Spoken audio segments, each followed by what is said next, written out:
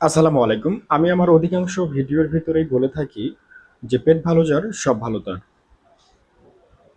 এই যে আইবিএস এর প্রবলেম বা জিয়ারডিয়াসিস অথবা ডিসেন্ট্রি যে প্রবলেমগুলো হরহামেশাই খুব বেশি বেড়েই চলছে।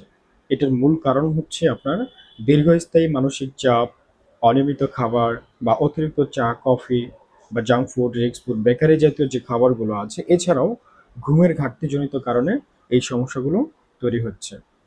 আমি বারংবারই বলি যে প্রসেস ফুড সবসময় এড়িয়ে চলতে হবে।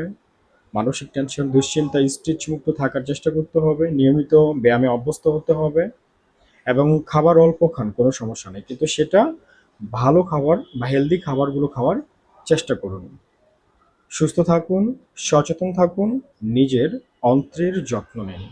আপনার অন্ত্র যদি ভালো থাকে, আপনার আ সব বডি ভালো থাকার একটা আ মূল লক্ষণ।